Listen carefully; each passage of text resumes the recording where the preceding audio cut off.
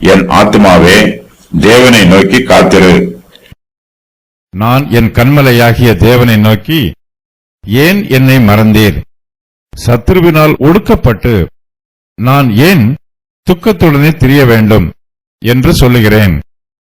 உன் தேவன் எங்கே என்று என் சத்துருக்கள் நாள்தோறும் என்னோட சொல்லி என்னை நிந்திப்பது என் எலும்புகளை உருவ குத்துகிறது போல் இருக்கிறது. என் ஆத்துமாவே, நீ ஏன் கலங்குகிறாய்? ஏன் எனக்குள் தேங்குகிறாய்? தேவனை நோக்கி காத்திரு.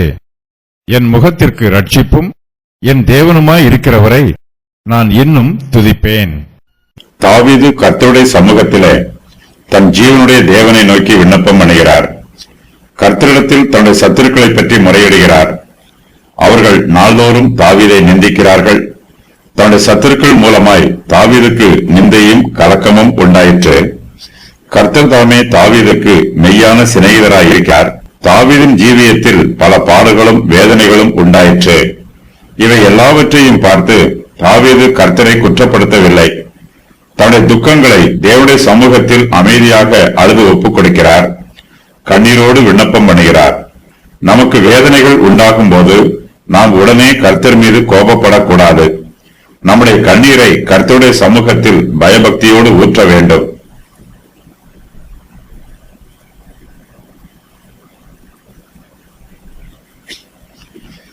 தாவீது தன்னுடைய தேசத்தின் மீது பிரியமாய் இருக்கிறார்.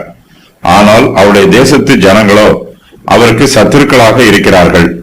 அவரை துன்பப்படுத்தி வேதனைப்படுத்துகிறார்கள். தாவீதின் உள்ளத்திலே குழப்பம் உண்டாயிற்று. தன்னுடைய வேதனைக்கான காரணத்தை அவரால் புரிந்து கொள்ள முடியவில்லை. தாவீது தன்னுடைய பிரச்சனையோடு கர்த்தருடைய சமூகத்தில் ஏன் என்னை மறந்தீர் என்று கேட்கிறார். தாவீது தேவனை பற்றி சொல்லும்போது அவரை தன்னுடைய கன்மலையாகிய தேவன் என்று சொல்லுகிறார். தாவீது சத்துருவினால் ஒடுக்கப்பட்டிருக்கிறார். அவர் துக்கத்துடனே திரிகிறார். தாவீதால் தன்னுடைய துக்கத்தை அடக்கி வைக்க முடியவில்லை. நான் ஏன் துக்கத்துடனே திரிய வேண்டும் என்று கர்த்தரிடத்தில் கேட்கிறார். நம்முடைய பிரச்சனைகளை நாம் கர்த்தரிடத்தில் முறையிடலாம். இதில் தவறு எதுவும் இல்லை. ஆனாலும் கர்த்தரை பற்றி முறையிடுவதற்கு நமக்கு அனுமதி இல்லை. தாவீதின் சத்துருக்கள் தாவீதோடே, உன் தேவன் எங்கே என்று நாள்தோறும் சொல்லுகிறார்கள். தங்களுடைய வார்த்தையினால் தாவீதை நிந்திக்கிறார்கள். அவர்கள் நிந்திப்பது தாவீதின் எலும்புகளை உருவ குத்துகிறது போல இருக்கிறது. அவர்களுடைய பேச்சுக்கள் தாவீதின் விசுவாசத்தை பலவீனப்படுத்துகிறது. தாவீது தன்னுடைய ஆவியிலே சோர்ந்து போகிறார்.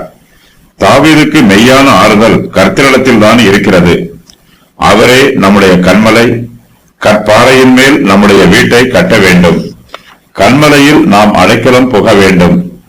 தாவீது தான் பேச வேண்டிய கன்மலையின் இடத்தில் தான் பேசுகிறார்.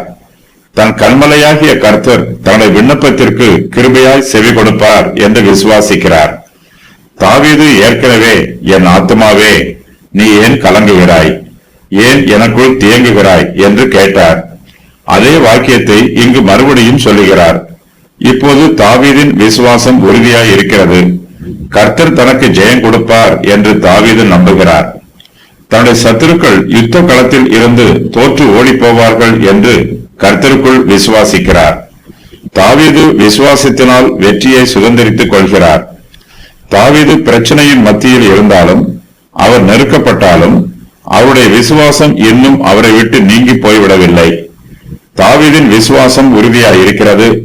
இதற்கு முன்பு சோர்ந்து போய் சொன்ன வார்த்தைகளை இப்போது தனக்குத்தானே உற்சாகமாய் சொல்லுகிறார். என் ஆத்துமாவே, நீ ஏன் கலங்குகிறாய்? ஏன் எனக்குள் தேங்குகிறாய் என்று சொல்லிவிட்டு தன்னுடைய ஆத்துமாவிடம் தேவனை நோக்கி காத்திரு என்று கட்டளை கொடுக்கிறார். நாம் நல்ல சிந்தனைகளை திரும்ப திரும்ப நினைத்துக் கொள்ள வேண்டும். எப்போதுமே அவிசுவாசமான சிந்தனை உடையவர்களாய் இருக்கக்கூடாது. ஆரம்பத்தில் நாம் சோர்ந்து போனாலும் சீக்கிரத்தில் சோர்வை நம்மை விட்டு நீக்கி போட வேண்டும். கர்த்தரை நோக்கி காத்திருக்க வேண்டும். கர்த்தருடைய சமூகத்தில் இருந்தே நமக்கு விடுதலையும் ஆசீர்வாதமும் கிருபையும் வரும். நாம் பாடுகளை அனுபவிக்கும் போது நமக்குள் சோர்வு உண்டானால் தாவீதை போல நாமும் தேவனை நோக்கி காத்திரு என்று நமக்குள்ளே சொல்ல வேண்டும். கர்த்தரே தாவீதின் முகத்திற்கு ரட்சிப்பாய் இருக்கிறார். கர்த்தரே தாவீதின் தேவனாய் இருக்கிறார். தான் இன்னும் கர்த்தரை துதிப்பதாக தாவீது அறிக்கை செய்கிறார். தேவனுடைய கோபாக்கினை தன்மேல் வந்தாலும், தனக்கு கலக்கங்களும் நெருக்கங்களும் வந்தாலும், இவற்றிற்கு மத்தியிலும் தாவீது கர்த்தரை துதிக்கிறார். துதி பெருகும் போது கிருபையும் பெருகும் என்னும் ரகசியத்தை தாவீது அறிந்திருக்கிறார்.